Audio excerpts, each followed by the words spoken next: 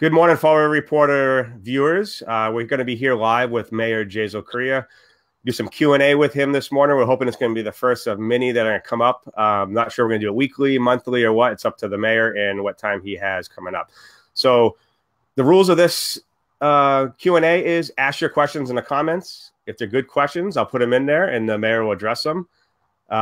Based on your questions, they'll either go in or not go in there. And then they can go back and actually address each of the questions later on as they see fit. So ask your questions in the comments. I'll push them. I'll ask them to the mayor. So welcome, Mayor Correia.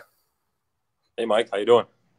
Good, good. So we talked, and I thought this was a good idea. People haven't had a chance to really do a Q&A with you, so I figured this would be good. So we'll start with the first question, obviously. So obviously, there's a recall effort. What are your thoughts on that? You put out a statement. We posted that on Fall Reporter. So what's your thoughts on the recall effort?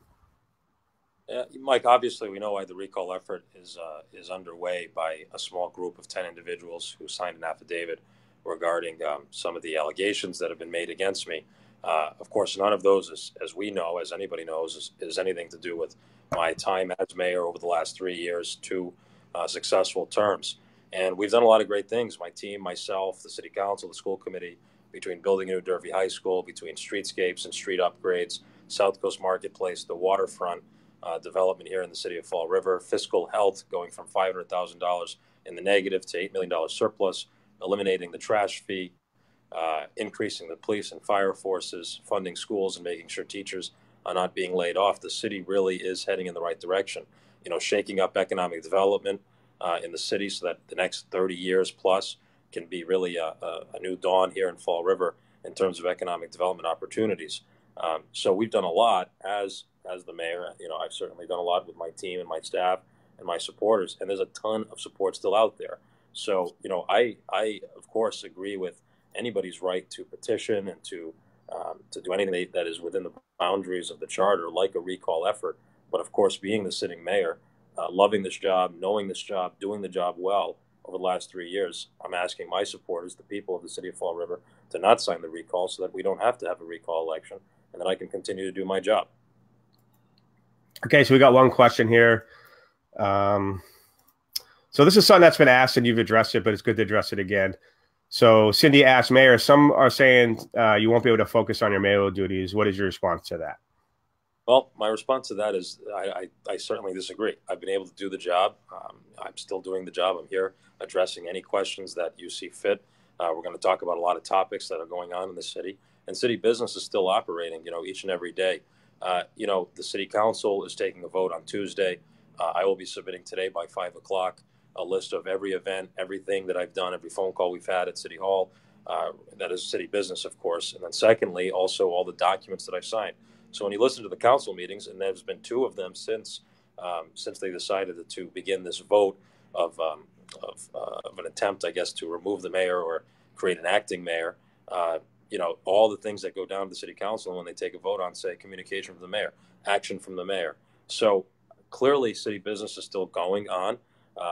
You know, clearly, you know, the city is not in chaos. So I think that I can still do the job. I know I can still do the job, and I am happy to be the mayor of Fall River, and I'll continue doing this job until I no longer can't, or you know, the citizens don't want me to. But as of right now, I think we've done a great job, and we're going to continue to. Yeah, so I'll give you some poll results. So we asked on Fall Reporter if they support the recall or not. 2,400 people have responded. 61% say no. 39% say yes. So obviously, yeah. So as you know, that's they'll see I might get the signatures, but if it does go to a vote, it looks like you have strong support. Yeah, and I think that's, again, and I want to make it very clear, Mike, to all the people watching, all the people of Fall River specifically, I am going to continue to do this job. I'm going to work hard like I've done every single day for the citizens of Fall River. Look, there's challenges with the job. No, everybody knows that. You know, we put forward 3 good budgets this past budget. We wanted to eliminate the purple bag program. We put a budget for it that didn't require the revenue from the purple bags.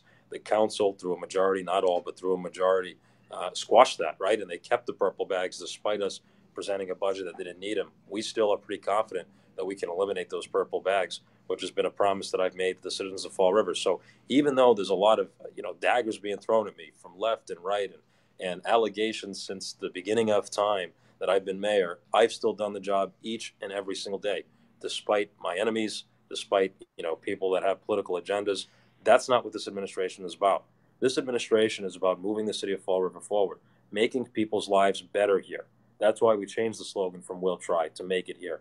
That's why we've got these beautiful banners in our downtown, and we have the street sweeping programs, not only sweeping streets in downtown, but our side streets in the Flint, the Quequechan area, in the Corky Row area. We've done parks all throughout the city, but not the major parks, just the major parks. We've done parks in different parts of our city that haven't seen attention ever. These are the things that we've been focused on, and we're going to continue to be focused on. And I'm not going to lose focus. There's a lot of distractions. There's a lot of people that can't handle what's going on in the city of Fall River. There's some elected officials that can't handle it, and they can't handle it because they don't want to see the city move in the right direction. I'm going to continue to move the city in the right direction each and every day that I am the mayor of the city of Fall River.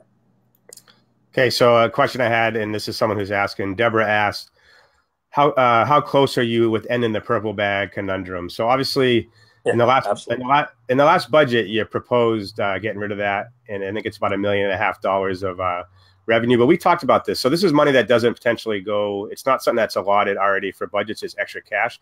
So I guess two questions. One, are we going to ever get rid of the purple bags? And two, where does the money go? Yeah. So, okay, a couple things. This past budget was a balanced budget. We have to propose a balanced budget. When we briefed counselors, when I listened to some of the counselors, like the president of the council campaign, a lot of them said they didn't want the purple bag program. I promised when I was reelected that we would get rid of the purple bag program, just like I promised I'd get rid of the $120 trash fee, which we successfully did. So I wore my purple tie because I knew this would be a big topic today and a big question. It's a terrible program. It hasn't been successful. It's had its successes, but that doesn't mean it's successful. Recycling has gone up and up and up in the entire Commonwealth of Massachusetts, and trash rates still are pretty stagnant but very expensive for most communities, as other communities are seeing. But we proposed a budget this past year because it really is a money grab in many ways for communities like Fall River. We proposed a budget that did not need the purple bag revenue. What do I mean by that? What I mean by that is that our budget met all of net school spending for schools without any teacher layoffs, increased the police department's manpower and fire department stability as well. It met all of our other obligations. So that's, all the departments at City Hall. That's the roads. That's all these different things. And we still have done more road repairs, more sidewalk repair, more park repair with either less money or the same amount of money by getting rid of the trash program, the old trash fee, and then proposing to get rid of the purple bags. So what I mean is that we didn't need the revenue in this budget because other taxes, other revenues, not new revenue, not new, new forms of revenue, not new fees, just simply the fact that government did not need the 1.5 million approximately from purple bags. So we proposed that budget. We proposed an elimination of the ordinance because you have to keep in mind, the city council creates laws, right? There is an ordinance that was submitted by former Mayor Sutter to the city council to enforce the purple bag program. Before that, people will probably remember that everybody was like, well, these purple bags are not an ordinance, so we technically don't need to use them. We don't need this to be enforced. It can't be enforced. And there was a lot of pushback from the citizens of the city of Fall River. So Sam Sutter proposed an ordinance. The council at that time voted for the ordinance. I was on the city council. I voted against the ordinance. I vowed to get rid of the purple bags if I became the mayor, and I'm still working toward that end. So where are we today? The council, when I proposed my last budget, decided not to eliminate that ordinance through a majority of councilors. And people can look up who those councilors were that supported the purple bags. And then secondly, they even said, well, we still want you to get the revenue, the 1.5, because we don't want to give up that revenue. We don't want to return that savings to the taxpayers. They didn't say that directly, but that's basically what they're telling me when they say, well, we're going to keep this money. And we decided as an administration to put it in a special revenue account, not going towards police or fire or anything. And really, that's a shame because we wanted to give that money back to the people. Given point in time, the purple bags even today could end. The problem is the city council still has an ordinance that says that the citizens of Fall River need to use purple bags. I submitted, it's all there. We're not exaggerating, we're not fibbing. We sent down a communication to the council to eliminate that ordinance. They decided to keep it. So my hands are kind of tied in that way. However, we are getting closer and closer and closer each day to eliminating those purple bags. I just need the citizens to support me in that effort. I need the citizens to go to public input and say, hey, councilors, we elect you. And this is what I mean, Mike. We're in the middle of a situation that's very interesting in government, in politics, in elections, where here I am trying to do the people's work, get rid of purple bags, return money to citizens, to taxpayers. We privatized trash, which everybody has pretty much said was one of the best things that the city has done. We're increasing the police force. The fire department has new equipment. Schools are being built. Schools are being, redone and handicap accessible. And all these great things are happening for the citizens of Fall River. And yet you have some city council members and some people that are working against all those positive things that are happening. And that's just a shame. And you know what? I'm not going to let that happen. That's what I mean by I'm going to continue to fight. I'm going to continue to be the best mayor I can be for the citizens of Fall River. So I would be happy to submit once again to the city council a resolution asking them to eliminate the ordinance. I'll do that today by 5 o'clock too. That's not a problem. I'll submit that along with all of my the activity that I've done as mayor and challenge the city council once again to end the purple bag program. So let me ask. So you asked to speak in front of the city council. Is that going to happen? It will not happen. So I will be submitting by 5 o'clock today all the activity, because that's all I was going to do. I was going to go down there and just say, hey, I understand that the vote that you're taking tonight is in regards to whether or not I can do the job, whether I have the ability to continue to do the job. And then I was just going to give them really just a stack of papers that included all the activities and all the events that I've gone to, from Little League banquets to all kinds of community events, to meetings at City Hall, to meetings with the Durfee High School team that's building the new Durfee High School. So I'm just going to submit that, as well as all of the paperwork that I signed, because there's a lot of paperwork the mayor signs on a daily basis, whether it's warrants for city business, or whether it's all kinds of letters that need to go out on behalf of the city of Fall River. And I just wanted to submit that to the council and then leave. I didn't want to get into a debate. It's their chamber. It's their meeting. It is not the mayor's place to go down there and get into a debate with the city council. The city council president kind of pushed back and said, well, if you're going to come down here, then be prepared to answer, any and all questions. I think that's really unfair. Not unfair to the process, but unfair to, the situation that I'm in. I think that the councilors in some ways were trying to set me up, when really all my goal was to show them that clearly I can do the job, and clearly I've been doing the job, and provide them the evidence that shows that. So I will not be speaking at the city council meeting tonight, but I will be tonight by 5 o'clock submitting all of the activity that I've done as the mayor. And I was going to hold off and see, what we decided to do, but I'll go on the record now and say that we will not be at the city council meeting tonight, but I'll be watching like I do for every single city council meeting. Okay, so we got another question we got a lot of questions in here, so I'll just start hitting through some of them. So Jim Almeida asks, what about the opioid crisis and all the panhandlers in this city? So panhandling in every city is a big issue. And sure. I know, have you talked to your legal counsel, and they just basically have told you you're going to be sued if you try to enforce no panhandling? Yeah, I mean, it's a tricky situation. Obviously, my preference is to have these individuals get help if they need help, get them work. Everybody watching, is probably works in some capacity, right? Or has worked and maybe retired or something like this. So work is very important. We want people to be productive citizens in the city of Fall River. So my hope is that we can reach out to these panhandlers and bring them into the workforce, bring them to Stepping Stone, get them the help that they need. There's also a lot of layers on top of that particular population, whether it's mental health issues, whether it's opiate issues. So it's really about wrapping services around and using the nonprofit community that exists.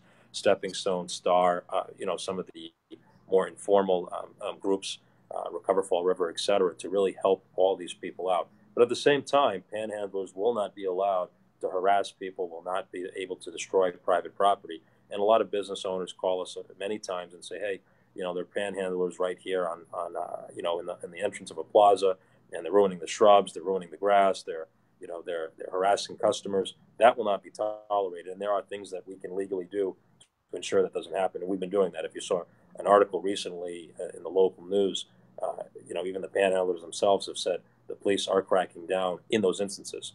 But it's definitely an issue that I think every community faces, whether it's San Francisco to New York to Fall River to New Bedford. Every community faces this issue, and it's an issue that has many, many layers to it. In terms of the opiate crisis, I continue to maintain really great relationships and really positive relationships with our nonprofit community, Star, Stepping Stone, many others, Health First, some of the informal groups that have gotten together, mothers, parents that have lost children, or family members. Everyone is touched by this crisis in some shape, or form.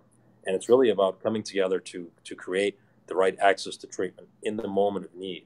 So one of the things that we've done here in the mayor's office is we've worked with a lot of community partners to have, almost every single month, at least I think once a month, if not more times than once a month, a community help center here in Government Center in the atrium, no strings attached, with the exception that if you do need treatment, if you're ready to go to treatment, or you know somebody that is in need of treatment, you can get a bed. The number one problem from the day I became mayor to still today, in some regards, was that, hey, I've got a family member, and in their moment of need, in that crisis moment where they're ready to have a bed or go to a bed, there was not a bed available. And that's a shame.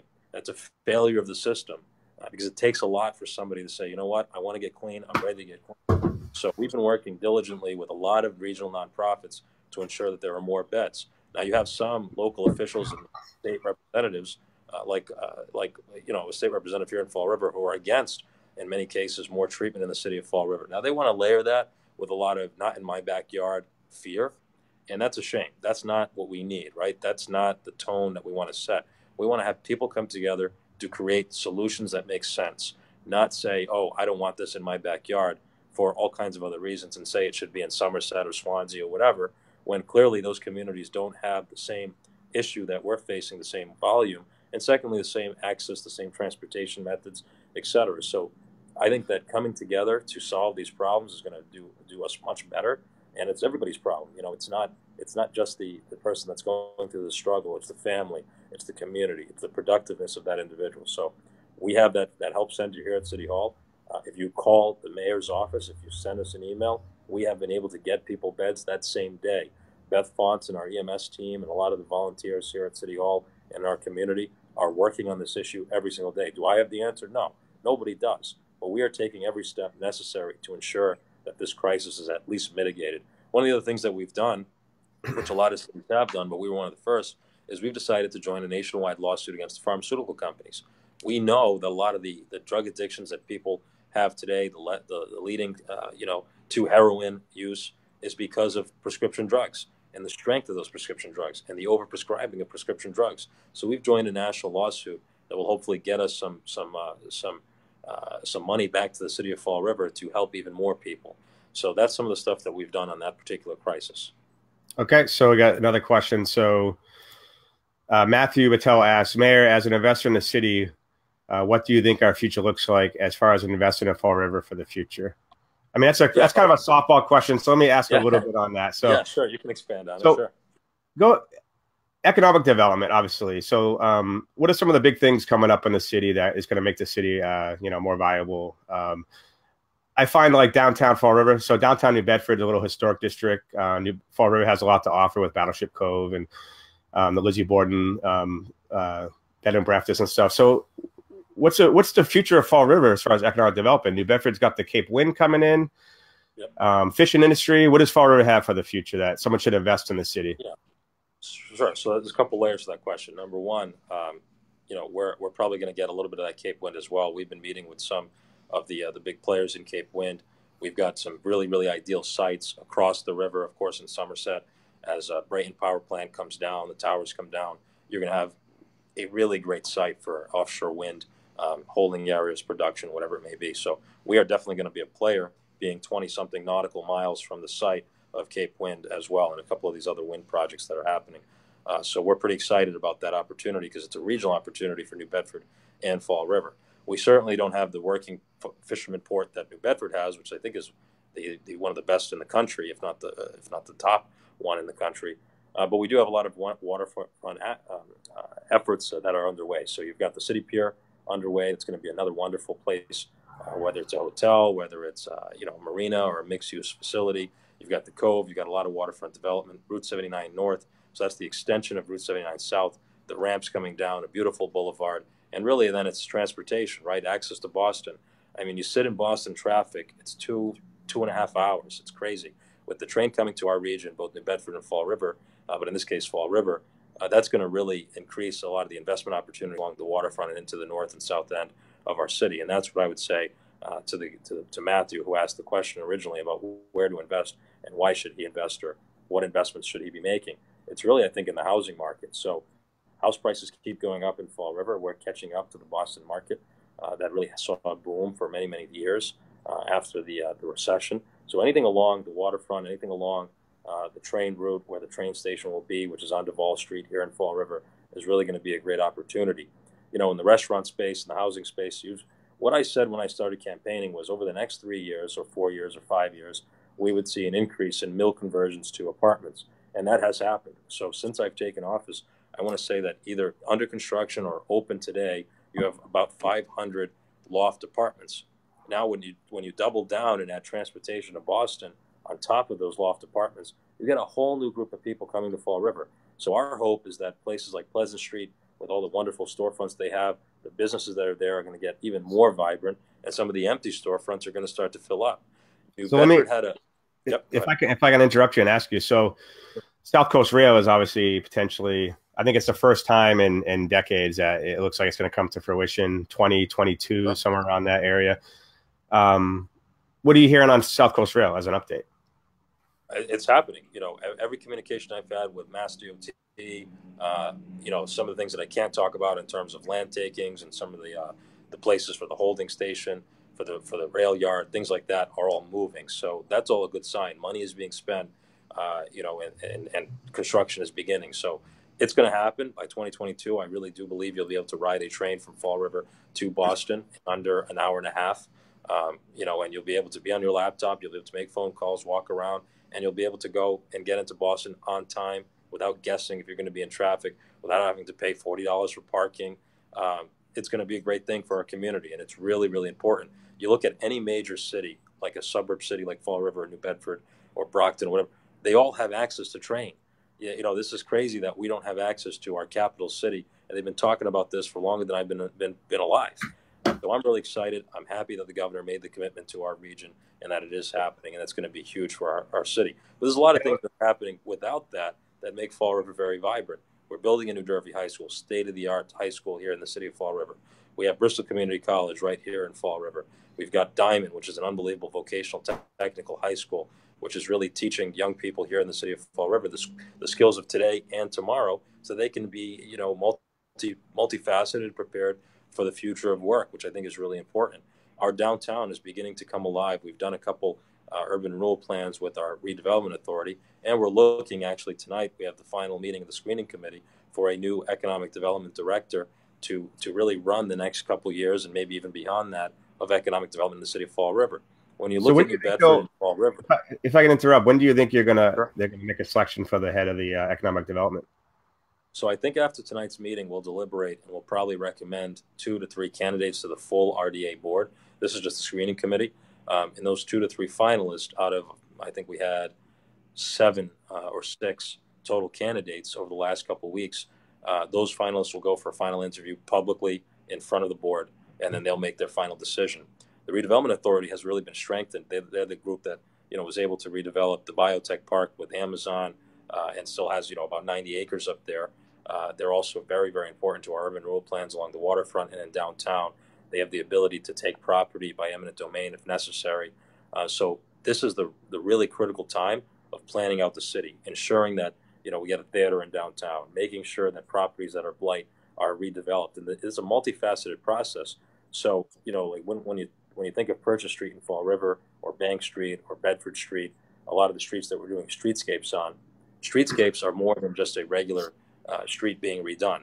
It really gives you some of what New Bedford has done in their downtown over the last 10, 15 years, which is create a sense of place, you know, with nice lights, plants, trees, you know, brick accents or cobblestone accents. Those are things that really create a sense of place and make a place more desirable instead of just tar and just, you know, sidewalks. That's important too in many parts of our city. But in these little districts like Purchase Street, where you have some really great businesses that are thriving, Columbia Street, Bedford Street, Bank Street, East Main Street, these different areas really have an ability to be a more vibrant part of our community. And that's why the city is doubling down and saying we're going to do some really amazing streetscapes in those areas. Then you look at places like South Coast Marketplace, King Philip Mill coming down. That mill has been a blight and a problem for that neighborhood for literally over a decade. We're looking at the old incinerator. site on the highway. So everybody that comes through Fall River always looks to the right. If you're coming over the bridge heading toward New Bedford, you see our old incinerator site where our DPW yard is. The building is tattered with missing pieces to it. Right, the towers came down on top of it a couple years back. So we're looking to demolish that building and really create a state-of-the-art DPW.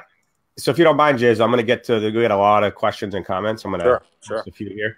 So we had a shooting on Monday. I think it was on Pleasant Street, right? So Joe asks, there's been a lot of rise in crime and especially shootings in Fall River. What do you plan to do to combat the seeming rising crime rate and violence? Yeah, Joe, great question. Safety is a top priority, right? If you don't have a safe city, if people don't feel safe or aren't safe, then you can't get the economic development investment. You can't have people that want to continue to thrive in our community. And of course, then you have a risk of being hurt in your community. So this is really important, but that's why we have made investments in our police department, whether it's been new vehicles to make sure that police officers are safer and they can get to incidents quicker, whether it's been the radios that they've purchased most recently, and most importantly, the manpower. We've been able to increase the manpower to above 230 officers, which was set by our last chief as a goal. So we continue to increase our manpower in our staffing levels in our police department and give them state-of-the-art equipment. Although, when a shooting like this happens, it's easy to think, and I think Joe mentions it when he says seeming rise. That is an important thing to keep in mind. The city is safe. There's a lot of parts of our city that still have issues. In this particular, case, I don't want to get into it, but I think there was some relationship between the shooter and the victim, and that's still unfortunate, very sad. But that's something that doesn't affect a lot of other people within our community. It's under investigation, so I don't want to comment on that. However, it's really important that we continue to increase our police force. We create safer spaces, the broken window theory. If your community is more vibrant, so little things like streetscapes are important. If your community is more vibrant, if there are more businesses with cameras, if there's more street traffic, you're going to see a decrease in crime. And that's really important too. So those are some of the things that we've been working on here in the city of Fall River. However, all cities, urban environments are always going to have crime. They're always going to have issues of violence. And that's something that you always have to try and be one step ahead of. And that's giving our officers the tools to solve crimes, to get guns off the street, especially obviously illegal guns off our streets, making sure that gang violence is curbed at the young age of a young person within our community, whether it's the Boys and Girls Club, YMCA, recreation here in Fall River, getting young people to involved in our community early on so they don't turn to gang violence, making sure that we crack down on drug dealers, which we've done, making sure drugs are not coming into our communities from places like Providence and outside of our area, which is how they're really getting into our city. They're not coming from our city, they're coming from outside the city into Fall River, and curbing that, making sure that there are ways to track down drug dealers. You see a lot of, I hear it all the time, you see a lot of out-of-state license plates, New York, New Jersey, things like this.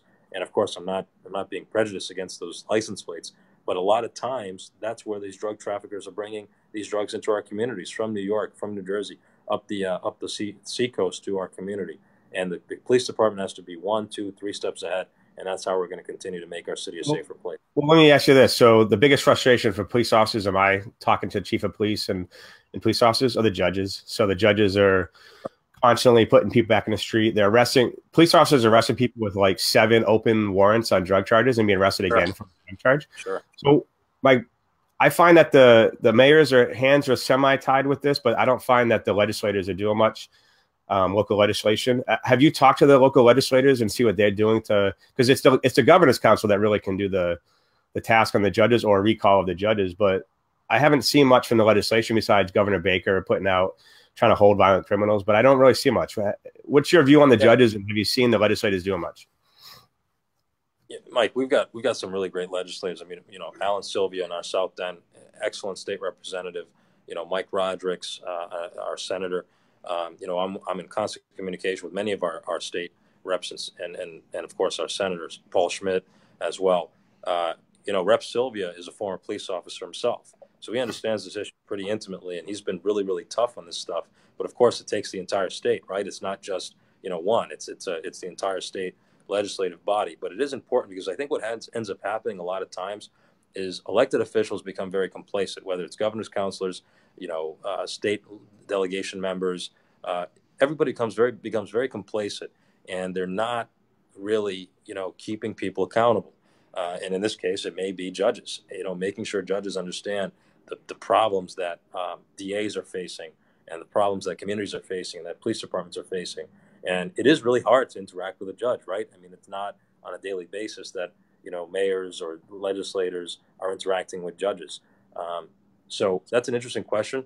I'll do a lot more research. I don't have the answer right here, right now, but I understand your frustration and the frustration of many people out there. We don't want to see, repeat drug offenders with 7 warrants out, continuing to sell, drugs to kids in our community or families in our community, destroying people's lives. That's not what we want. So we do have to crack down on it. There may be other levels and other steps that we can take. So it's an interesting area to explore.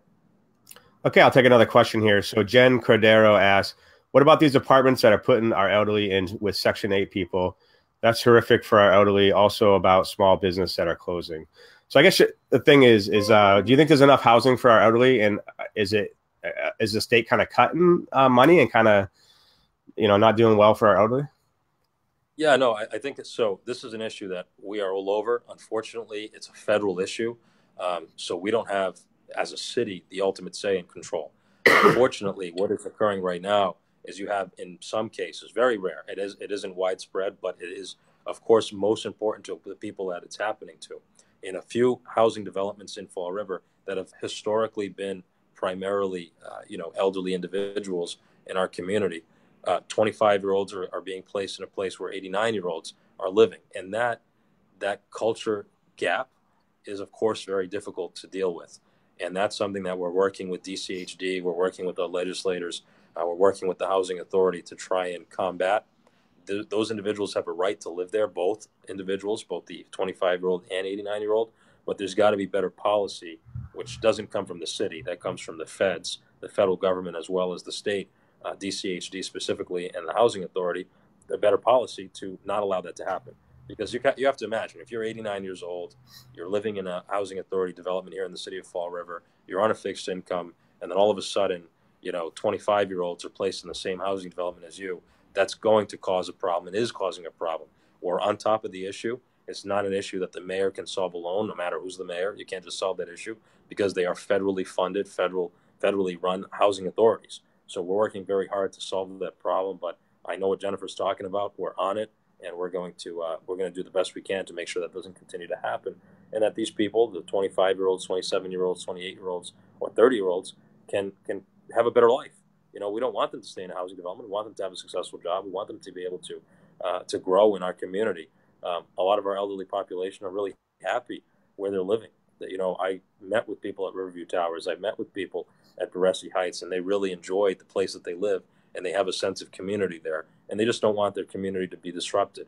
And I can understand that and relate to that, and that's why we're here to help them in any way that we can, while still following the rules, while still following the law, and ensuring that everybody gets a fair deal out of the situation. Okay, we'll ask a few more questions. Ask a few more questions. So okay, you're busy. So following on that, we have Alicia asks, any lower income housing come to the city for people who don't qualify for state aid, but the rise in rent prices are leaving a big gray area for people in the middle. So are you for adding more housing to the city, or are you status quo? Yeah, no, so we are not going to be adding state and federal new housing developments. So what I mean by that is we're not going to extend, and the perfect example is a building recently that this happened to, where I was faced with extending another 40 years of the lowest AMI, the lowest potential housing development for the city of Fall River. And there's a real reason why I decided not to do that. This was a 200-unit building, mostly elderly. However, if I extended it for another 40 years, the turnover of population over time would bring in young families from anywhere in the country to Fall River, to that building. And the reason that that's important is to not go forward on that kind of a project is because those new families that are going to be coming into Fall River, they're going to have children in many cases. And those children are going to go to the very same school, which is right down the street. So you have a population of people that are in need, that are at risk, that are all going to be concentrated in one vertical project, basically a 200-unit building, all the kids going to the same school. I don't think that's fair. I don't think that's justice. I don't think that's giving those kids a fair chance at a good education and a good ability to be diverse in their outcomes, in their abilities. The school system has many, many challenges. because of many of the housing developments that have happened over the years in Fall River, concentrated in different neighborhoods. The better solution, I've told the governor this, I've told our state reps this, I've said it publicly, is to spread housing opportunities in all kinds of school districts, not just the urban school districts like Fall River, New Bedford, Brockton. So places like Newton, where the average house tax, the average house value is over $1 million, there should be some urban development housing there. There really should. Sorry to say it, but it's the truth. So I think that's really important, to spread housing opportunities because of education opportunities throughout the entire Commonwealth of Massachusetts, not just in places like Fall River and New Bedford. Alicia's question is a little bit different, though. She's talking about the people that are going to work every day, that are, are trying to make ends meet, that are seeing rents go up higher and higher and higher, and they maybe can't buy a house right now for whatever circumstances, but they know that they're close to paying what they would be paying for a mortgage, which is a shame, right? So that's a gray area, like she said, that really does exist in a lot of places in the Commonwealth of Massachusetts, including Fall River. So those things are kind of like rent assistance. It's other ways that we can help people, like if you have utility costs and you may qualify. I think it's a family of four. If your income is $68,000, so we're not talking welfare, we're talking $68,000. If you're making $68,000 as a family of four combined income, you can apply for energy assistance and reduce your energy bills by 30%. Your heating, your electricity. That's ways that we can help people get a more affordable lifestyle, and also be able to put a little bit more money back in their pocket instead of paying utilities, instead of paying higher rents. Unfortunately, the rent market is really based on supply and demand. When you look at Zillow or Trulia or any of these apps that have all the different available units in Fall River, you can see the prices have gone up to $900 to $1,200 a month. That's something that cities really don't control. That's the market, but there are the things that we can help with. The gray area that she talks about is 100% true. I see it. I hear it. This is not the first time I've been asked about this question. There is not a blanket solution that solves that. I think the way that we solve that is trying to give people money back, and through savings and better government. Eliminating the purple bag program. That's $120. If you're spending $10 a month on bags, that's $120 back into your pocket. If you go to the utility assistance programs through CFC here in the city of Fall River, you may be able to save 30% on your utility bills every single month. So that's money back into your pocket. Those are the ways that you may be able to not reduce your rent, but keep a little bit more money in your pocket and spend it on, whatever it may be, whether it's, your kids, education, having a weekend out with your family, whatever it may be, or just having a good time yourself. So I'd say we're at 208 comments and questions already. So wow. I think this is something maybe we can do again in the future. Maybe I know you're busy, so I don't want to keep this going. We could sit here and talk for the next 4 hours, right? Yeah, we definitely could. Yeah. So why don't we do it again next week, and we'll just try and answer as many questions as we can. And I just thank you for the opportunity to speak to the public. This is really a great way to get myself out there, as well as answer people's pressing questions. And just thank you for the continued support, people that are watching. Yeah, so ask your questions. I'll follow up next week. I'll look through them all. I still have a bunch myself, but awesome. He's got to run the city. We can't keep him here forever. So right. Thanks, Jasiel. We'll see you next week. Thank you. All right, take care. Bye, Mayor. Take care. Thank you.